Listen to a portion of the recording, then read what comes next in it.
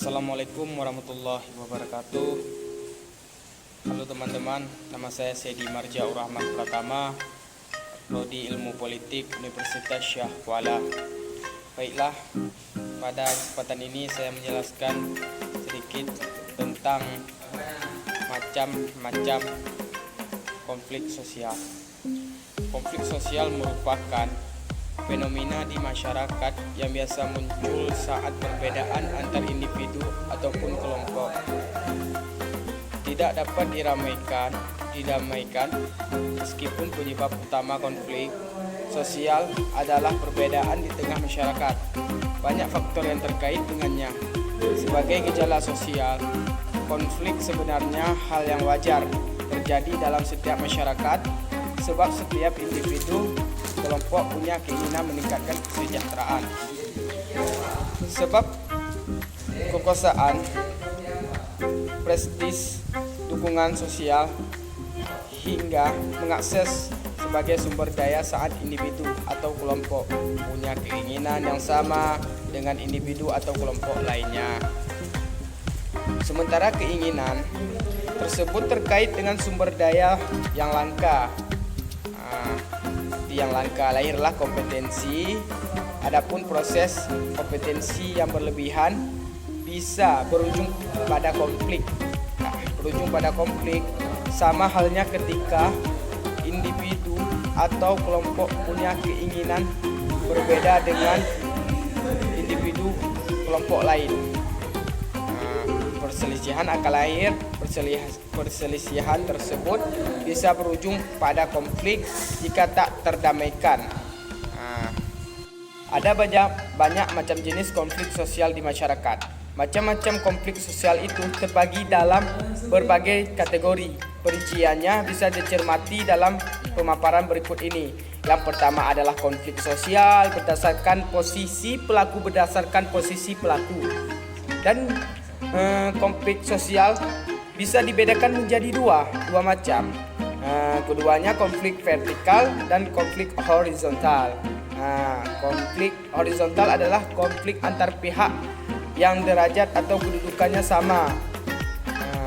Berarti yang sama. Contoh konflik sosial ini adalah pertikaian dengan kekerasan antar suku atau tawuran antar warga beda kampung. Sementara konflik vertikal adalah konflik yang melibatkan pihak yang kedudukannya tidak sejajar. Contoh konflik vertikal adalah bentrok polisi dan masyarakat yang menolak digusur. Yang kedua adalah konflik sosial. Berdasarkan sifat pelaku, konflik sosial bisa dibedakan menjadi konflik terbuka dan tertutup. Kedua jenis ini berbeda dari segi penampakan konfliknya. Untuk yang pertama, yakni konflik terbuka. Konflik terbuka adalah konflik sosial yang diketahui oleh semua orang. Jadi konflik itu tidak hanya diketahui oleh pihak yang terlibat, tetapi juga khalayak umum yang tak terkait dengannya. Oke, apa saja faktor penyebab konflik sosial dalam masyarakat? Sementara dalam ilmu sosiologi, konflik sosial dipahami sebagai bentuk salah satu dampak proses interaksi sosial. Interaksi sosial dianggap bisa membawa efek asosiatif atau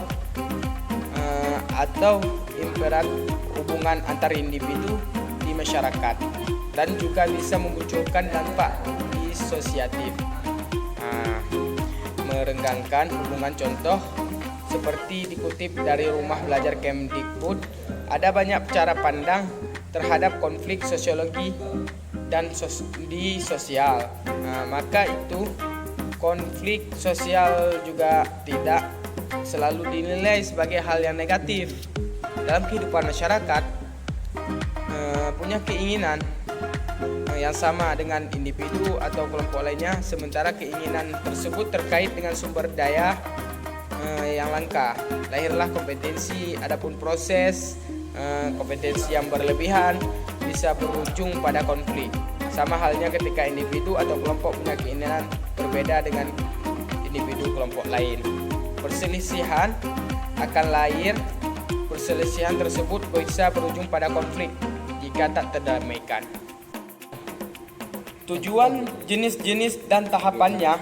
Contoh konflik sosial terbuka ialah demonstrasi buruh, demonstrasi mahasiswa pada tahun 1998, demo aktivis dan mahasiswa menolak Omnibus Law dan sejenisnya. Sementara konflik tertutup merupakan konflik yang diketahui oleh beberapa pihak saja, misalnya oleh pihak yang terkait saja. Contohnya pemberian gaji pada karyawan warga negara Indonesia dengan karyawan warga negara asing. Di suatu perusahaan tidak sama, padahal peran keduanya dalam bekerja setara. Namun konflik ini belum muncul ke permukaan sehingga tidak diketahui oleh siapapun di luar perusahaan. Yang ketiga, konflik sosial berdasarkan kategori waktu. Konflik sosial dibedakan menjadi konflik sesaat, spontan bisa kita bilang, dan konflik berkelanjutan. Konflik sesaat dapat terjadi dalam waktu singkat atau sesaat saja karena adanya kesalahpahaman antara pihak yang berkonflik. Contohnya bentrok antar warga masalah salah paham, sedangkan konflik berkelanjutan terjadi dalam waktu yang lama dan sulit untuk diselesaikan. Hal ini bisa contohnya pada konflik antar suku yang berkepanjangan, bisa kita bilang ya kan. Yang keempat ini adalah konflik sosial berdasarkan tujuan organisasi. Jika dilihat berdasarkan tujuannya, bisa dilihat dengan tujuannya organisasi. Jika dilihat berdasarkan tujuan, macam-macam konflik sosial bisa dipilah menjadi konflik fungsional dan disfungsional. Konflik fungsional merupakan konflik yang mendukung tercapainya tujuan organisasi dan bersifat konstruktif. Contohnya persaingan antara organisasi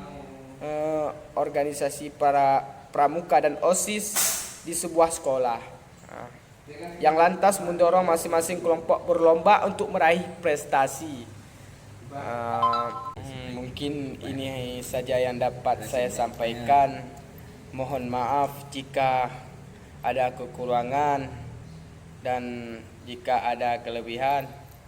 Maklumlah, kita sebagai manusia yang insan pasti punya kesilapan dan kesalahan.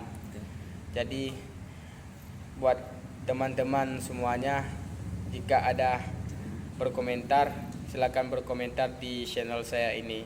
Baiklah, saya tutup. Saya akhiri, wabillahi taufiq wal hidayah. Assalamualaikum warahmatullahi wabarakatuh.